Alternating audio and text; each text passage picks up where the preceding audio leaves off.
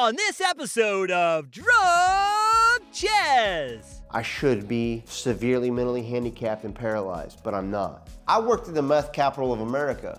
Like houses would blow up once a week. No, I don't want to do cocaine.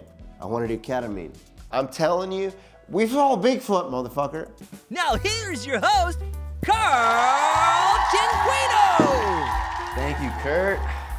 Yo, welcome back to Drunk Chess. Tonight, we're returning to everybody's favorite game show with a man who needs no introduction because his nickname says everything you need to know about him.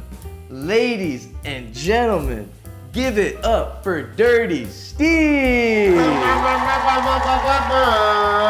I swore I would not do the Jamaican air horn, but you know me, baby. What's good, Carl? What's good, man? Cheers. Man, cheers, brother. Good to see you, man. Folks, Dirty Steve, if he wins tonight's chess game, has a chance to win up to $10 fucking dollars. Man, you know how far that's gonna go at Cafe Risque, bro? Fucking $10? Let's begin with the chess game. All right. White first. You know, I ain't no Bobby Fischer out here, you know what I mean? They call me Dirty Steve for a reason. Bing bong. What you wanna do there? Oh, scheiße. I wanna get you open here for sure. One of you two. You jump, all right, bet. You just conceded. You knocked over the king. That means I won the game. Nah, bro, you know, I got cerebral palsy, bro. Come on. Let's just see how this pans out for me. Not gonna be good, folks. Holy shit. You have a condition called cerebral palsy. Yes. How have you been able to overcome your condition throughout your childhood? If you know anything about cerebral palsy, man, most people with it, no, I mean, I am so blessed. I am so blessed. I grew up, my best case scenario, I want to just tell you, man, I was supposed to be a blind, deaf, quadriplegic, very mentally handicapped, living in a group home with a caseworker, like working at McDonald's. Thank God that I didn't have to go through that because that's fucking horrible. So I grew up tough, man. My parents raised me tough, but then I got into high school and I started, I was like, what sports do I want to play? And I got into wrestling. Man, wrestling's the hardest fucking shit you're ever gonna do in your fucking life, dude. It made me a man. Life's tough. It's gonna be tougher on you because you have cerebral palsy. And then when I got into wrestling, my wrestling coach, man, that guy is probably responsible for like 10% kill rate in the Taliban. Like, no. One of our guys was the Presidential Guard. One guy went to fucking Navy SEALs. One guy went to fucking MARSOC Marines, which doesn't get as much publicity as Navy SEALs, but they do the same shit and they're just as badass. I should be severely mentally handicapped and paralyzed, but I'm not. So let me do everything I can and appreciate every day that I have. Is it your move or mine? It's your move. You know what? I'm gonna do Rambo First Blood. Probably a horrible decision, but I've accepted it. I'm about to get fucking molested. Oh. Dirty Steve, you used to be a cop. Do you got any crazy, wild cop stories that you'd be willing to share? I was a deputy sheriff for 7 years. I'll tell you about my first day, bro. Fucking rookie, bro. I was fat as fuck, like 270 pounds, fucking meatball, dude, fucking meatball. This girl came up, and I was like, I want to do a ride along. Come on, you know, get some fucking street cred. My first call, dude, I get in the car and I was like, yeah. I'm like a fucking Porky, like fat ass fucking Porky the Pig. I'm gonna make a difference. No, I'm not, I'm fat. My first call was, these people are gonna shoot up the boat ramp over somebody arguing over a fishing spot. It's the Jerry Springer show, dude. It's the front row seat to the best show on earth, dude. So we pull up, 20 to 25 people fighting. The call taker heard somebody say they're gonna get their AR-15 and air out the parking lot. Shit. And that's what I said, bro. I was like, what the fuck? And she's like, hey, do you know how to shoot a shotgun? And I was like, I'm from Marion County. I've been shooting a shotgun since I was 5 years old. I wasn't Taser's tater. I'm a drunk chest, bitch. I wasn't Taser certified. So I was like, yeah. She's like, I'm gonna hit the Taser, you grab the shotgun. When we get there, what the fuck do we do? And she's like, when we get there, you fucking jump out, right that shotgun, tell them, let me see your fucking hands. If you move, I'll fucking shoot you. And she's like, don't take any shit from anyone. And it changed my life. It turned out to all be bullshit. And I put a gun to someone's head for no reason. I mean, you'll get a call and it's like, everything's on fire. There's a mass shooting. There's people dying. And you pull up and they're like, hey, we got a call that all this crazy shit. And people are like, no, my TV's on loud. It would happen like that. But then like every now and then, honestly all the time, you go to some shit and it'd be like, my ex-wife showed up and she was like, I know you're in there fucking some other bitch. And since you're doing that, I'm gonna stab myself in the chest. And they'd be like, no, you're not. And she'd stab herself in the chest. And you'd pull up and she's over there, just knife all the way in the sternum, fucking, ah! And yeah. And that's a Tuesday, bro. I'll tell you a crazy story. We get this call. This lady's talking about her kids got the devil in them. So she's gonna sacrifice them to get the devil out so they can go to heaven. She's gonna fucking kill her kids. And this lady, she had a fucking knife in her hand, bro.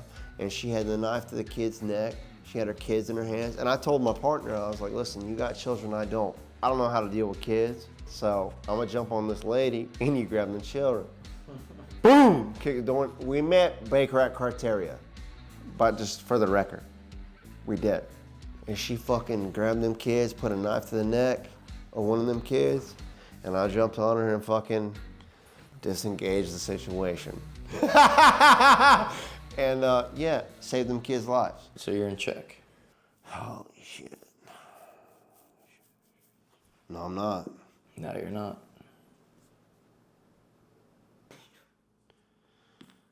Oh, fuck. That's the right move. The inspiration for this show was a book I read called Drunk. Throughout all of humanity, what has brought people together has been getting drunk. What has your relationship been with intoxicants, drugs, liquor? Man, so realistically, I would say that probably like 7th grade, I got introduced to marijuana. But then I quit because I wrestled, had a girlfriend, was like, don't fucking get high, give a fuck about your life. Pretty much out of high school, like I was on the track to be in law enforcement, so I didn't do shit. Like I was straight edge as fuck. And then once I got out of law enforcement, I immediately started smoking pot again. Just kind of dealing with some of that trauma. And I got introduced to ketamine at a Halloween party. I'm like, I'm not doing that. And they're like, nah, bro, it's gonna make you feel like crispy marshmallow. And it did. You know the fucking marshmallows, magic markers, that's like the smell, that's what you feel like. I don't recommend it. I met a guy and I was like, hey, can you get ketamine? He was like, yeah, I can. But before that happened, he was like, hey, my homie can get cocaine. You wanna do cocaine? No, I don't wanna do cocaine. I wanna do ketamine. So I texted somebody I knew and I was like, hey man, this is the predicament. And they're like, listen, make sure nothing happened. Maybe do a bump. And so I did cocaine. This is how easy it can happen. All right, this is a cautionary fucking tale. Like I've seen addicts.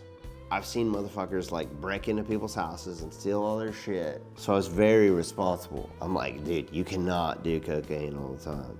Fuck it, I'm just doing this to keep this going. Do not ever do this shit. But I was like, you know what? I'll never have this opportunity again. It's legitimate pure cocaine. Man, it was the shit. So because it was that good, I was like, bitch, be careful. So I do it every other weekend. And in between, like, I do cocaine on a weekend. And I wouldn't do shit for 2 weeks. I wouldn't do shit. I never even got in touch with ketamine. I just started doing cocaine. It's not funny. It's actually horrible. You shouldn't do this. Like, do not live your life like this. The way I look at it is that, like, let's get all the experiences I can. Because maybe then I can look at the younger generations and say, this is how you don't do shit. I went out here on a limb so you don't have to. That's how we got the nickname Dirty Steve. Pretty much, you know what I'm saying? Real talk, what fucking move do I have? Sure you want to do that? Yeah. Oh my God. Folks, this next section is something I like to call deep dive into your digital footprint. Is this the fucking joke question? We're doing a deep dive into his digital footprint, all right, folks? Dirty Steve has got an Instagram for the fucking ages, all right? What's up, bro? My name's Dirty Steve. I have cerebral palsy and micro penis, and I'm here to party, brother. You have these, I would have to say, poorly photoshopped pictures of Poorly? Okay, first of all, that's your opinion. Me, Mike Tyson on cocaine, duh. And E.T., because we're fucking in the stratosphere. What more do you need to know, dude? Oh, geez. Hard to beat the white trash allegations with this one. One of my favorite tattoos I've gone through the years, circa 2017. Mama tried. What got you to get this tattoo? All right, so all my tattoos, real talk, I got in Palm City. So what would happen was I'd have like a bad call. Bad call as in like, I saw some horrendous shit as a cop. So I'd go to Palm City, get a little breather. We'd all get drunk, and I'd go get a tattoo. And we were listening to Mama Tried by Merle Haggard. 21 in prison doing life without parole. Mama tried to raise me better, but I'm a fucking idiot. I was drunk and got that tattoo. I was drunk and got it, you know? But it's one of my favorites. If you are blessed to party with Dirty Steve, we go so hard that shit gets fuzzier than a photo of Bigfoot. It's all love, baby, don't worry. Also, let me forget to tell you about the time we saw a Florida skunk ape out in Marion County. All right. What the fuck? You saw the Florida skunk ape? No, okay. Tell me. This is a real story. Okay, let's just like, I love chess. Fuck chess. This is the story, dude. it was like 2017. I was a deputy. It was a domestic between the mom and the daughter. Mom's like 50, daughter's 25.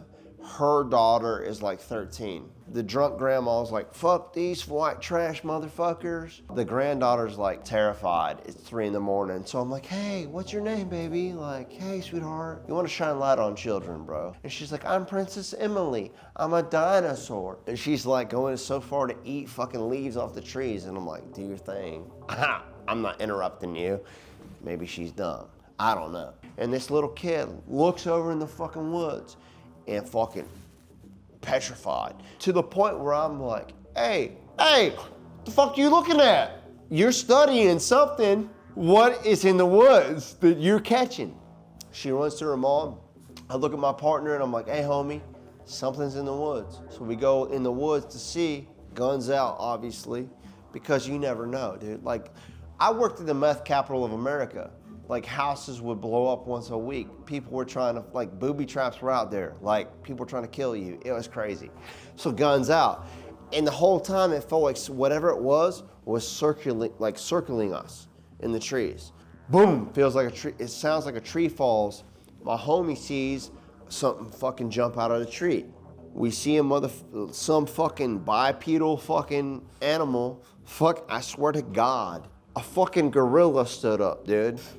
I swear to God, a fucking like 8-foot motherfucker stood up, and I slapped my partner in the chest, and I was like, what in the goddamn fuck is that?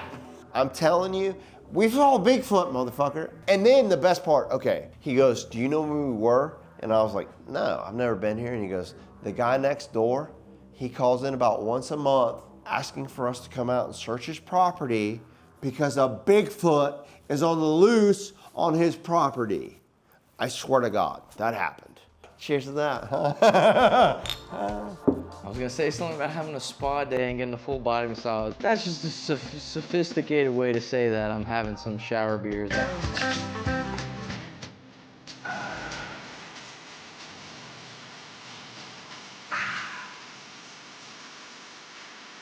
One love, brother. Hey man, fuck yeah. So is that a normal occurrence? Not anymore. I've grown since then. Therapeutic, bro. It's a shower beer. You're not doing shower cocaine. It's a shower beer. Shower beer? Yeah, I mean, come on, man. Me and my dog. Kilo, man, we're supposed to be looking cool right now. Come on, man.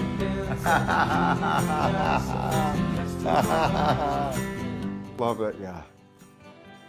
Changed my life. Changed my life. I told you about a hostage situation. I didn't cry.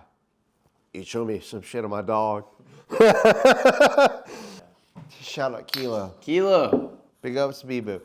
Kilo, man, 2.2. You can edit this out. What move should I make to prolong this? Being a I don't want to help you out. All right, Bobby. I want you to do what you want to do. All right, Bobby. I'm not gonna let you fuck my shit right here. I can tell you that. We're gonna die, but you're gonna know that, you know, we died together. I haven't played chess since like 6th grade. Oh, you fucking. No, I think that's checkmate. No way. No way. You can't No, kill him. yeah, it's You can't kill checkmate. them. That's checkmate. Good Hey, game, brother. Hey, no. That's checkmate. Dirty Steve, I met you doing stand-up comedy. Every single one of your sets, you end with a message. Well, what's that message, and why do you say that message at the end of all your sets? I'll be honest with you, man. I'll tell you this, and I might get a little emotional, and I'll mean to. You know, no matter where you're at in life, you are somebody, you are loved, and you matter more than you know.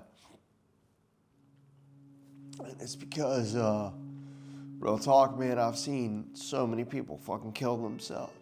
And I've had friends. Actually, I'll show you right now, on my arm right now. And you can take a picture of it and show it. Big shout out to my boy Adam Rendell, my zone partner. We worked together. He fucking, you know, he shot himself in the head.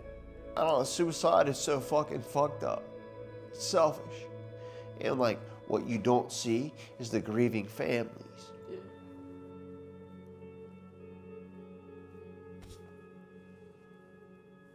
That's the worst thing I ever saw as a deputy.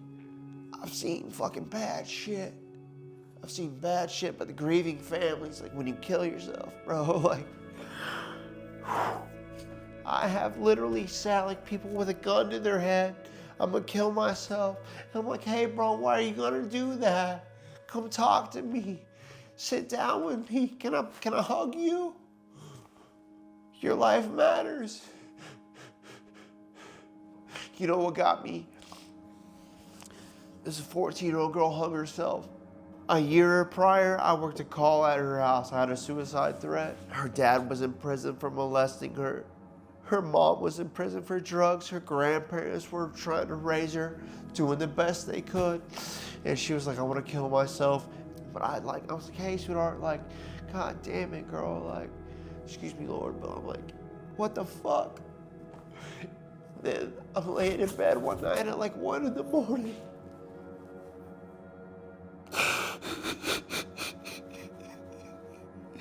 My boy, my old zone partner who I saw Bigfoot with. Real talk. So, The guy I saw Bigfoot with. And he texted me, he's like, hey, you know, so-and-so, da-da-da. I was like, yeah, what about it? He's like, hey, I'm sorry to tell you, she killed herself. And it broke me in a million pieces, dude. Dude, when people kill themselves, like real talk, their family, the grieving family, bro, I still fucking to this day, I still fucking see shit. To this day. That's the worst shit I ever saw, and I've seen people get murdered. I've seen dismembered bodies, bro. Your life matters. You matter. And if I can just give you a goddamn fucking hug and tell you, like, God. But that's why I say that. Because sometimes maybe somebody's at a comedy club because maybe they want to feel something one more time.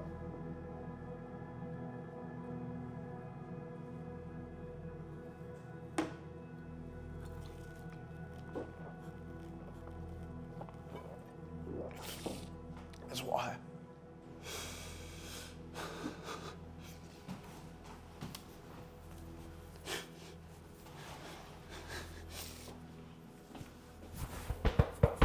Love you, buddy.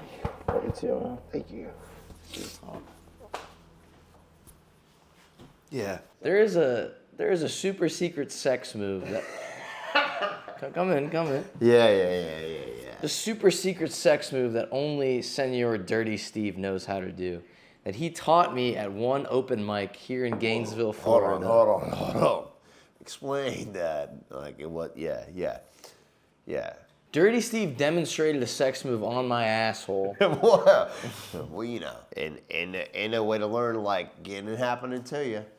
No way to learn unless your asshole has been penetrated by a man 10 years your senior. What? So, Dirty Steve, the last thing to ask you Yes, sir. before we wrap this whole thing up, can you demonstrate this move? Yeah, the sex move, dude. Let's do it. You want to do it? All right, yeah, no. Ladies and gentlemen, we all know doggy style sex is the shit.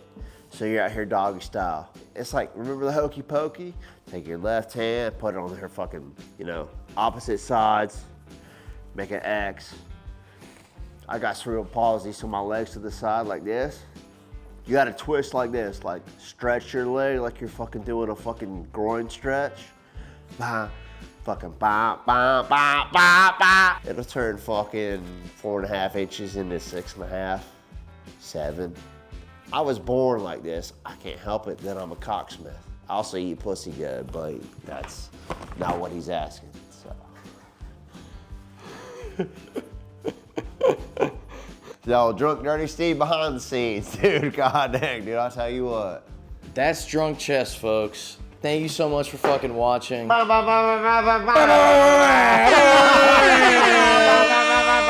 We're fucking back with the guy, the fucking homie. Tiger King, dude. Hey, no matter where you're at in life, no matter who you are somebody, you matter, and you are loved more than you know. Peace.